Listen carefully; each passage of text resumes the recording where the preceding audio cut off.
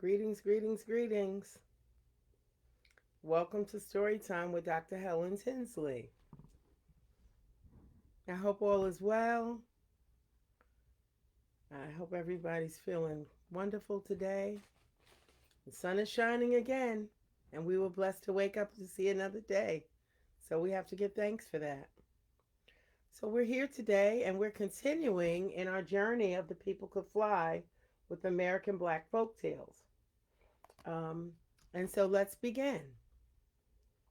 This little light of mine, I'm gonna let it shine. This little light of mine, I'm gonna let it shine. This little light of mine, I'm gonna let it shine in the stories that I read every day. The story today is the last story in the chapter Tall Tales. And this tale is called Wiley, His Mama, and the Hairy Man. Now remember, there may be one or two pictures, so let the words form the images in your mind. Wiley, his mama, and the hairy man. Now facts are facts. Wiley was a boy. He and his mama lived by themselves with just Wiley's dogs. Say Wiley's papa fell off the ferry boat one time. The river was quick there where he fell. They looked for Wiley's papa a long way down the river and in the pools of the sandbanks, and they say they never found him. But they heard a great bad laughing way off across the river, and everybody saying it, that's the hairy man. Saying Wiley's papa never got across Jordan because the hairy man blocked his way. Wiley, his mama tell him, the hairy man's got your papa, and he's going to get you if you don't look out. Yes, Mama, Wiley said, I'll look out. I'll take my hound dogs everywhere I go. You know the hairy man can't stand some hound dogs. Wiley knew this because his mama had told him. She knew because she was from the swamps near the Tombigbee River, and she knew conjure.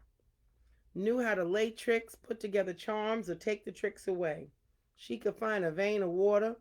She could see in front of her and behind her, and so was called a two-head. So she knew. One day, Wiley taken up his axe and went in the swamp to cut him some poles for a hen roost. He took his hound dogs with him. The dogs went off running after a wild pig.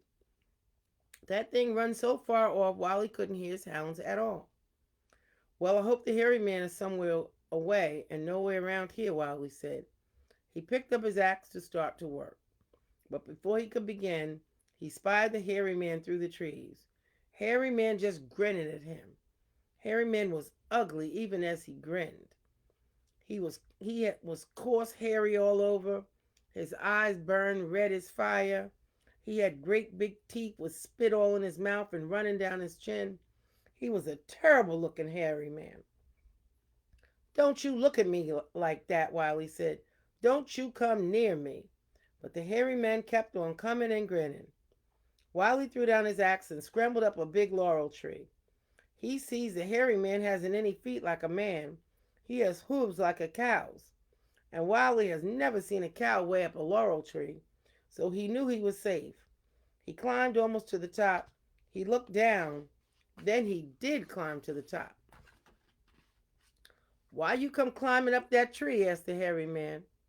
My mama told me to stay away from you, hairy man. But what you got there in your crocus sack? Haven't got nothing yet, said the hairy man. Go on away from here, said Wiley. Ha! I will not, said the hairy man. He picked up Wiley's axe. He swung it like a strong man, and the wood chips flew out of that tree. Wiley grabbed the tree as tight as he could. He rubbed his belly up against the tree trunk, and he hollered, Fly, wood chips, fly. Go back in your same old place. He meant for the wood chips to go back into the tree trunk. And the chips flew back. And that hairy man fumed, stomped, and was fit to be tied. Then he swung the axe again. And Wiley knew he must holler faster, so the two of them went to it, tooth and toenail. Wiley was hollering, and that hairy man was chopping. Wiley hollered till he was hoarse, and he saw the hairy man was gaining on him. I'll come down part way if you make this tree twice as big around, Wiley said. I'm not studying you, said the hairy man. He swung the axe and swung the axe. I bet you can't do it, said Wiley. I bet you can't make it bigger. I won't even try, said the hairy man.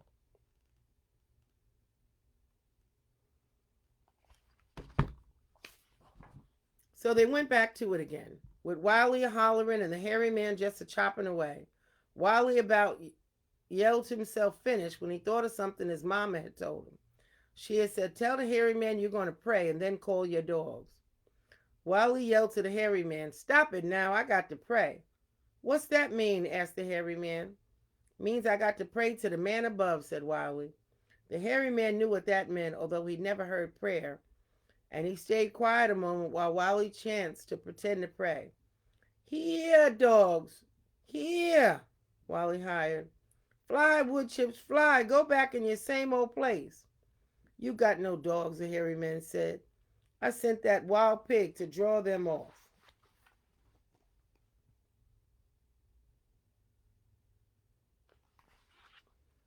I'm still just praying, Wiley said and hollered again.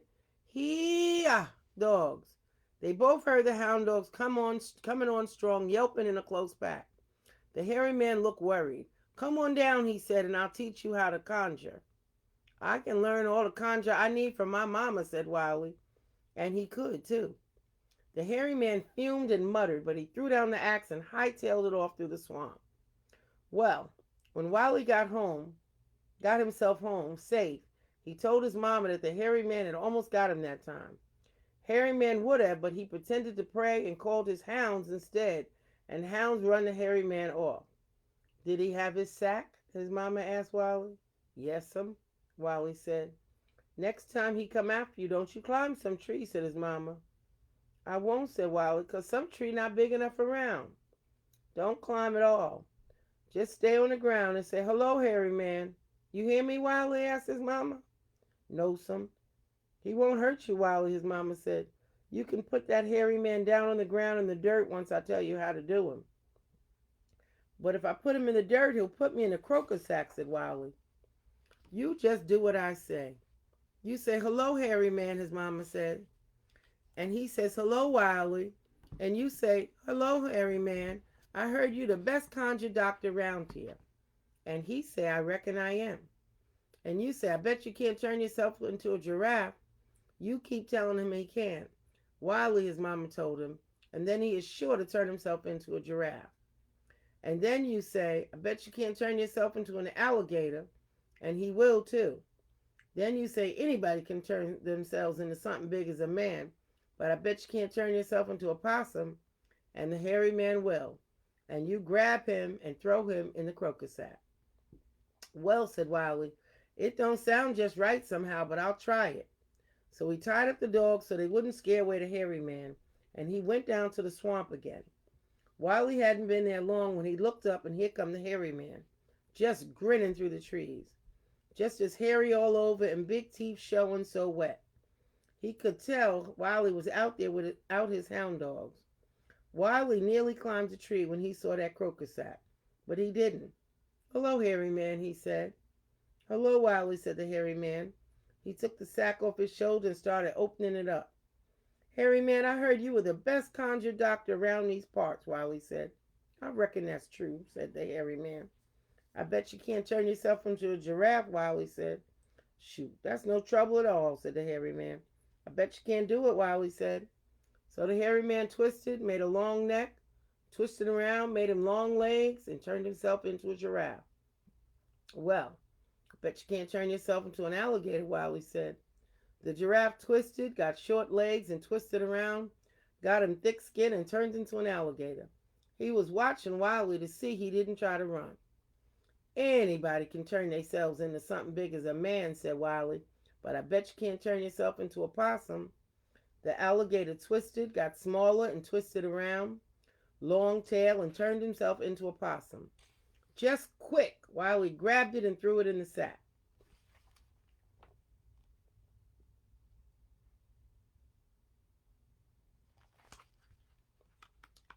Oops.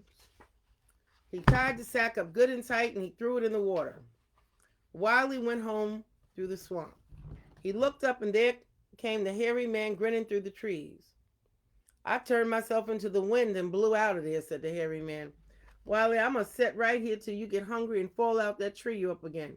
You want me to teach you some more conjure? Wiley thought a while. He pondered over the hairy man, and he worried about his hound dogs tied up a mile away. Well, Wiley said, you sure lay some pretty good tricks, but I bet you can't make things disappear and go who knows where. Huh, that's what I'm good at, said the hairy man. Look at that old bird nest on the limb there. Now look again. It's gone for good and true. Now, how I know it was there in the first place, asked Wiley. I didn't see it in the first place either, let alone seeing it gone. But I bet you can't make something I know is there disappear. Ha ha ha, laughed the hairy man. Look at your shirt. Wiley looked down and his shirt was gone. But he didn't care. It was what he wanted the hairy man to do. That was just a plain old shirt, Wiley said. But this rope I got tied around my pants has my mama's conjure on it. I bet you can't make it disappear. Huh, I can make all the rope in the county disappear, said the hairy man. Ha ha ha, said Wiley. The hairy man looked mad and threw his chest way out. He opened his mouth wide and hollered. From now on, all the rope in this country had gone and disappeared. And truly, the belt that held up Wiley's pants was gone, and quick. Wiley reared back, holding his pants up with one hand and onto a tree limb with the other. Here, dogs! He hollered loud enough to be heard 2 miles away. The rope that had tied up his dogs was gone too, and the dogs came, and the hairy man lit out through the swamp one more time. Well then, when Wiley and his dogs got back to home, his mama asked him did he put the hairy man in the sack. Yes'm. But he turned himself into the wind and blew right on out of that old crocus sack. That's too bad, said his mama. But you fooled him twice. If you fool him again, he'll leave you alone. But he'll be mighty hard to fool the third time. We'll have to think hard on how to fool him, Wiley said. I'll work on it directly, said his mama. She sat down by the fire with her chin in her hands. Wiley was just there worrying about keeping the hairy man away from him. He took the dogs out and tied one at the back door and one at the front door. He crossed a broom and an axe handle over the window. He built a fire in the fireplace. Wiley felt a lot safer. Then he sat down next to his mama to help her think hard. After a while, she said, Wiley, go down to the pen and get that little baby pig away from the sew. Wiley did as he was told. He took the squealing pig out of the pig pen and back to his mama. She put the little pig in his bed. Now, Wiley, she said, go clear up in the hayloft and hide. So Wiley did as he was told again. Before long, he heard the wind howling and the trees blowing and shaking. The dog started growling. He could see through a knothole, and the dog at the front door was staring down at the swamps, its hair standing up and its lips drawn back in a snarl, too. Then an animal as big as a mule with horns on its head ran out of the swamp past the house. The dog jumped and jumped, but he couldn't get loose. A great big animal like a giant dog with a long snout came running out of the swamp and snarled at the cabin. And this time one dog broke loose and took out after the big animal, and the animal headed back to the swamp. Wiley looked out again in time to see his other dog break loose. The dog took out after another funny-looking animal. Oh, my goodness, Wiley moaned. I just know the hairy man is coming after me. And it was true, because in no time, Wiley heard something with big hooves chomping like a cow up on the roof. He heard something swear to heaven when it touched a hot chimney. Then the hairy man saw there was a fire in the fireplace. So he came off that roof and dared to come up and knock on the front door. Miss Mama, he hollered, I've come to get your baby boy Wiley. You won't get my baby, Wiley's mama hollered right back. Get him over. If you don't, I'll sure bite you and poison you. I'll bite you right back, Wiley's mama said. Give him here, I'll set your house afire with my lightning, the hairy man said. Well, I do have my sweet cream to put it out with, Wiley's mama said. The hairy man heaved against the door and said, give him over to me. If you don't want me to dry up your spring, make your cow come sick and send a field of boll weevils out of the ground. They'll eat every cotton ball you've got. Hairy Man said, Wiley's mama, you wouldn't do that. That's too mean even for you. Oh, I'm mighty mean, said the hairy man. I'm the meanest man I ever did see. Well, if I give you over my baby, will you go away and leave all else here alone? Asked Wiley's mama. That's just what I'll do, the hairy man said. With that, Wiley's mama opened the door and let in the hairy man. The baby's just there in the bed, Wiley's mama said. The hairy man came in looking meaner than anything. He went over to the bed, pulled the covers off. He hollered, There's nothing here but a suckling pig. Well, said the mama, I never said what kind of baby I was giving up. And that little pig belonged to me before I gave it over to you, Mr. Hairy Man. Shoot, yelled the hairy man. He raged and he yelled. He stomped and yammered and bared his dripping teeth. Finally, he took the pig and tore out to the swamp. He knocked down trees and let loose rocks and boulders all the way. In the morning, they said there was a big wide path through the swamp, just like a cyclone cut along through it. Trees torn clear up, roots and all, and lying there on the ground. After all that, when it was most safe, Wiley came down from the loft. Is that man gone, Mama? He asked his good mama. Oh, yes, child, said his mama. Old hairy man won't hurt you ever again, because we surely did fool him 3 times. And that was the end of that. But they say that hairy man is still deep in the swamp somewhere. Say he is waiting on the right time.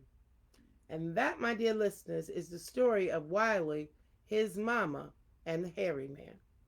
And to just give you a little background on this story, in this exaggerated reality tale, in which facts are altered by the use of magic powers and charms, the weak triumph over the strong. The weak are again wise, but with the added benefit of conjuration. There is the added motif of the villain overcome by the hero's dogs. Another version of the hairy man tale has a widow woman being caught in the woods by old Harry. The fool and the ogre 3 times motif appears in this story as a favorable conjuring trick. A conjurer is a witch doctor, a medicine man or woman, hoodoo doctor, root doctor, or voodoo priestess who knew how to work magic through the use of a charm. Most of the charms are of African origin. And that is the story of Wiley, his mama, and the hairy man. Just on a side note, I was introduced to herbs in 1975 when I suffered a blood clot, and I became a student of herbology, basically. And I started with the book Back to Eden. And my dad believed in doctors and what doctors told him. But if he had a pain in his shoulder and the doctor gave him medicine and he tried it for 2 weeks and it didn't work, and the doctor gave him another medicine and it didn't work, then he would come to me. All right, witch doctor, what can I use now? And he, one spring, I was making sassafras tea, and it blew my dad away because he said his mama made sassafras tea every spring.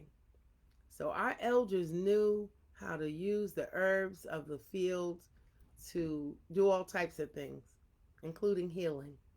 And with that said, that is the end of the story. The People Could Fly, American Black Folktale.